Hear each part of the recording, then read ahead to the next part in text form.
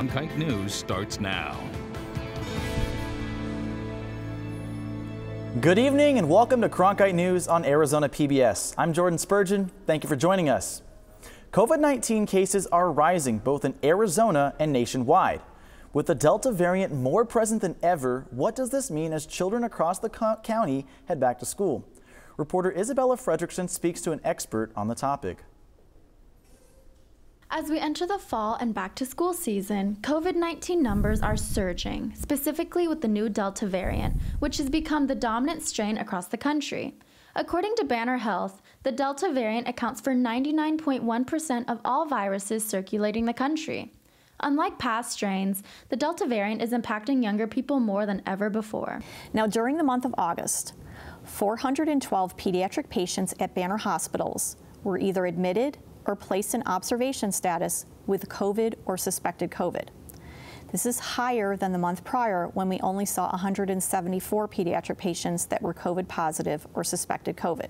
Children of all ages have been diagnosed with the new Delta variant. However, it has been most common in older children, according to Phoenix Children's Hospital. Throughout the pandemic, we have seen that teenagers or adolescents have definitely been contracting COVID-19 at higher rates than any of the other children. Those with pre-existing health issues are the most at risk. Those conditions include asthma, heart disease, diabetes, and obesity. However, the virus does not discriminate. That being said, we are definitely seeing healthy, unvaccinated children get sick with the disease and end up hospitalized. Doctors everywhere can agree the best way to protect against COVID-19 and the Delta variant is by getting vaccinated. And it helps protect children too young to get the vaccine. The vaccine is probably the #1 way to protect yourself against the Delta variant. With my ask for all of you, please get vaccinated as soon as possible. The vaccines are extremely effective in preventing serious illness and hospitalization. In Phoenix, Isabella Fredrickson, Cronkite News.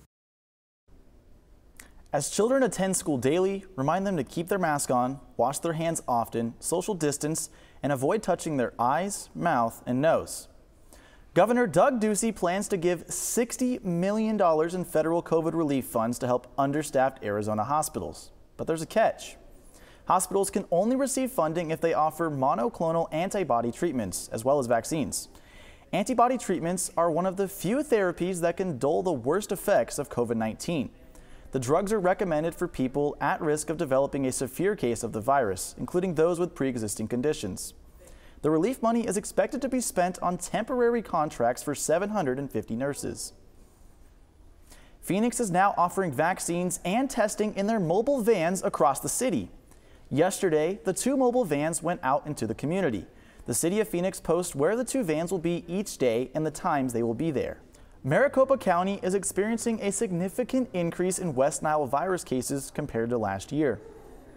County health officials say there have been 36 confirmed cases of the virus so far this season. There were only 3 last year.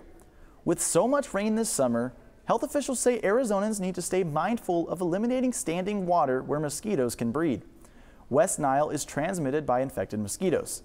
Adults over 60 and people with chronic health conditions are at greater risk for a serious reaction to the virus. After a year's hiatus because of COVID-19, veterans from around the country come together in Phoenix for the American Legion National Convention. They come to share stories, present medals, and engage in their communities. This year's convention falls on the end of the 20-year war in Afghanistan. Cronkite reporter Raven Payne takes a look at how veterans respond to this historic end. A packed house, some of the 7,500 veterans who came together for the 102nd American Legion National Convention. Joining them, speakers such as Governor Doug Ducey and Secretary of Veteran Affairs Dennis McDonough, who came to honor the veterans' service. Since 1919, the Legion has aimed to help military veterans, their families, and the families of those who gave the ultimate sacrifice in combat. It's not just about any one thing. It's not just about supporting veterans only. It's not just about supporting their families. It's not just about strengthening the community. The American Legion does all 3. To support the community, the Legion provides services and programs such as a career center and a health center with the Suicide Prevention Network. Make no ifs and buts about it. It may sound cliche, but the American Legion saves lives. Many of these veterans that come into our post and just come in, meet a veteran, and have a drink, can be the turning point for them. For the thousands of veterans here, it's a time to reunite and reflect on the end of the 20-year Afghanistan war and the 13 troops lost in combat last week. It's ugly, it's painful, it's saddening, it's disheartening, but that is the cost. The war's abrupt end came as a shock for Torres and other veterans. It was difficult to wrap your head around it. It was something that almost became the norm. We've been in conflict for so many years. It's almost weird to know that it is over. We're grateful, we're happy.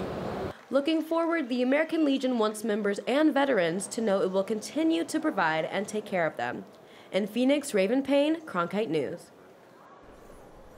The convention finishes up this afternoon, but the work will continue at the 12,000 American Legion posts across the nation. Phoenix Rescue Mission is starting a month-long food drive to help families who are struggling with food insecurity.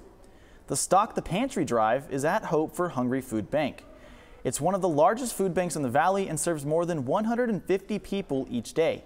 People can bring canned goods to the food bank in Glendale. After, employees are going to bring the supplies to areas in need in their mobile pantries. It has been 641 days since the last time ASU football has taken the field at Sun Devil Stadium with fans in attendance. The 25th ranked Sun Devils will take on the Southern Utah Thunderbirds. For many on the roster, this will be their first opportunity to play in front of fans. Head coach Herm Edwards talks about what he expects from his young players in the new season. I'm just looking forward to watching us play. At times it won't look pretty. I get it. It's first day, it's first game. So we got to deal with all that and how the coaches kind of intermingle with the players on the staff. Got a lot of young players, how they handle that on the sideline and all that stuff. You're going to find a lot about some things that after the first game, you say, you know what, we got to tweak this, we got to do that. So the game kicks off at 7:30 tonight at Sun Devil Stadium. And now a look at our top stories from our sports team, including athletes' mental health challenges. Phoenix Mercury were among several athletes to speak out in support of tennis star Naomi Osaka, who recently pulled out of the French Open, citing her struggle with mental health. Cronkite News reporter Aaron Slindy takes a closer look at the debate on how athletes are treated by sports leagues and the media.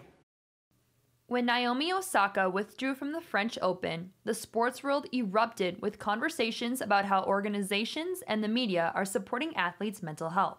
Osaka was fined by Roland Garros for opting out of the tournament's media obligations. The second-ranked player in the world tweeted that she suffered from bouts of depression and needed to protect herself. Particularly where she is in the spotlight like that and having to, talk in front of millions of people. I can imagine that that's probably the worst possible scenario for her. Osaka's tweet drew an outpour of support from fellow athletes, including Phoenix Mercury's BRIANNA Turner. I feel like people were just kind of looking at athletes as just like for their entertainment value and not for their actual human aspect. We're humans first, athletes second. Although many supported Osaka for taking a stand and putting her health first, others cited her for contractual responsibility to talk to the press during tournaments. It raises a new debate about player obligations and whether or not they should be allowed to have more control. I'm really grateful that she came forth with her full story so that people aren't speculating about, her reasons to step away and whatnot. Osaka says she is taking time away from the court, but hopes to have more meaningful discussions on how players can be better supported in the future. Aaron Slindy, Cronkite News. When the COVID-19 pandemic postponed the 2020 Tokyo Olympics, University of Arizona diver Delaney Schnell embraced a challenging but courageous routine to get back in shape after 6 months without diving. Cronkite News reporter Michael Gutnick shares the U.S. hopeful journey back to the top of the platform and the preparation for her deepest dive yet. Delaney Schnell is a perfectionist. But when the COVID-19 pandemic halted everything, Schnell's world wasn't so perfect. Leading up to it, it was pretty stressful because our pool had finally shut down, and so we didn't have a place to train. Schnell's journey as a U.S. Olympic hopeful diver took an unexpected turn, forcing her to miss diving for 6 straight months. Luckily, the redshirt junior from the University of Arizona returned to her stomping grounds at Mesa High School to stay in shape. I was really fortunate that I had a gymnastics team that I used to train with when I was little. Their gym was closed, and so they allowed me to go in there and use the facilities. So I was able to do some flips into like the foam pits and on the mats and at least keep up some of the diving aspects. It wasn't easy training 3 times a week by herself to maintain her Olympic hopes, but Delaney Schnell's mother, Cynthia Feeman, was by her side. I don't want her to come away disappointed with herself because I hate dealing with, I hate to see her disappointed. If she feels like she gave it her all and it was nothing she's comfortable with how she dove, then I feel good too. Arizona swim and diving coach Dwight DUMAIS couldn't help out with Schnell's conditioning over the summer, per NCAA rules. DUMAIS was a little worried about Schnell rounding into form during the difficult circumstances. You never want to lose 6 months, especially in a fine motor sport, because all of those little details that you're trying to ingrain and make sure they fire in the same kinetic sequence more often than not, you lose that. When the fall rolled in, Schnell returned to the Hillebrand Aquatic Center, and despite some nerves, she was crowned Pac-12 champion in her own pool. It was pretty frustrating at first just because, things that usually click super easy were not clicking. And so it took some time, but then getting back in the U of A facility, that was an incredible feeling. It was super exciting to be back there. Following Pac-12 championships, Schnell placed second at nationals in the platform dive, behind only her U.S. Olympic synchronized platform partner, Taryn Gilliland. She really has the chance to be one of the greatest divers to ever come through the University of Arizona program. And she also has the opportunity to be a great women's 10-meter diver in the United States and hopefully on the Olympic circuit. We got to get there first. Schnell awaits the U.S. Olympic team trials in what could be her deepest dive yet. This pandemic has really brought out the competitors in all of us. I think it's definitely going to be interesting to see what happens and who, was able to stay strong and stay competitive and stay driven during the past year. Yeah, I'm pretty nervous. I mean, I'm excited, but super nervous. With the COVID-19 disruption behind her, Schnell now has a chance to make her world perfect once again. In Phoenix, Michael Gutnick, Cronkite News. The 2021 U.S. Olympic team trials are June 6th to the 13th at Indiana University. Only the fastest runner in the nation gets the opportunity to run at the national track meet each year. Cronkite News reporter Erin Slindy tells us how one small town team worked their way to the top and is looking to make a name for themselves at nationals. If you travel 1 hour west of Phoenix, you'll come across the small town of Buckeye, Arizona. Home to the Buckeye Union High School Hawks. And now home to the fastest boys 4x100 relay team for Division II in Arizona. Being the underdogs of the story is just, it brings a different type of drive and determination to the training. The relay team won the state title in the event at the Arizona State Track Meet this year, breaking the school record. Their time qualified the underdogs for the outdoor national meet in Oregon this week. I saw Tim way in front, and I was like, okay, bet. We're going to get this gold medal. People are going to know us. We're going to put Buckeye on the map. And then I saw the times pop up, and I was like, wow. I was like, wait, that's got to be something. No athlete or group of athletes, boys or girls from Buckeye, had ever won an event at the state track meet until this year. The boys are excited to represent their city, their state, and compete against some of the fastest runners in the nation. What will help me run faster is actually running against the other people in nationals. The boys hype each other up in a unique way by trash talking one another before the race. We're a family, so, we're always trash talking, and, Coach hates it sometimes. He's like, why are you guys so hard on each other? It's not hard. It's just that's how we communicate. We're always mean to each other, but, it's like a laughing joke matter. So, us being together, that's like the best thing that can ever happen. Although they do make fun of each other to give themselves an edge before they compete, the team is looking forward to running one last time together. In Buckeye, Erin Slindy, Cronkite News.